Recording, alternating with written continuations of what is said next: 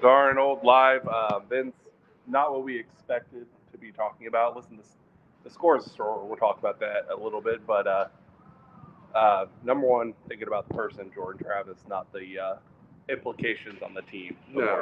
No, when it happened, I was just telling Ryan that I couldn't even enjoy the game. I mean, which is unfortunate because, the rest of the team played well and they came around. They were a little sluggish at first, but they came around and really did what they should have done. But the whole thing is marred by that. And, that I was just saying also that I don't believe that changes much in terms of next week.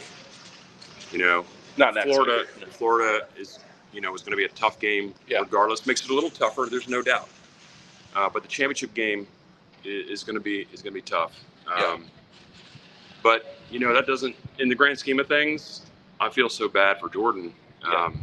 You figure this is the last time he was ever going to play in Doak, and this now could be the last time he ever plays a down of college football, and he goes out in a freak injury against Northern Alabama to end the season. After all the hits, after all the Clemsons, and all the times he's come up, that was a bad hit and pretty gruesome stuff. I won't watch it. I didn't see it. I won't see it. I'm not that. I don't need to see it. I know know it was bad. You feel bad for the individual, and the first thing I want to see before I see any talk on what's next for the team is see how he is, make sure he's okay. Yeah, I mean he's obviously done, right? But in general, he just did so much for the program, and his story is rags to riches story, man. It hurts me. It hurts my heart, and everything else is secondary. Yeah, like I said, at this point, right?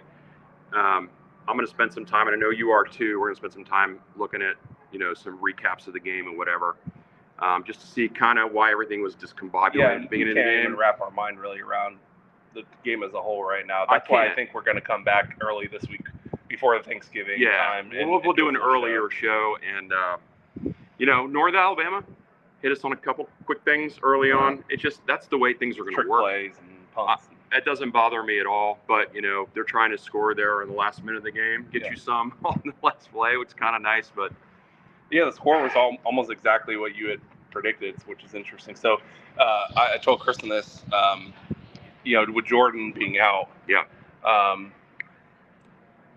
they basically all those points came after Jordan's injury, all the points.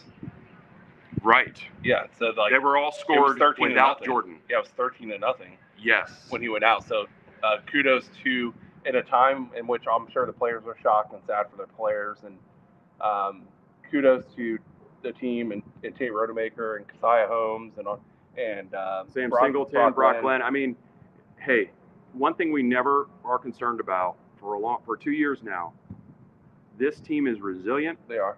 And they do not shy away from adversity. They won't.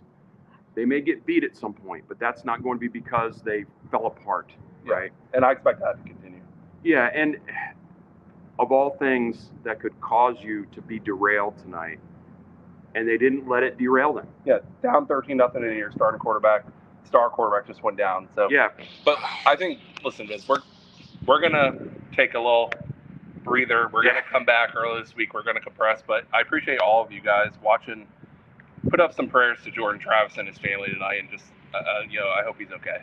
Absolutely. And Noel fans, big game next week. Yep. And following week, we still have a lot to play for. Of course, the team is still the team. They're still gonna function. So, but prayers for Jordan for sure. And go Noles. Send Chiefs all the damn time. Send Chiefs all the damn time. Go Noles. Go Noles. Jordan, feel better, man. We love you. We appreciate all you did, man. Good night, everybody. Good night.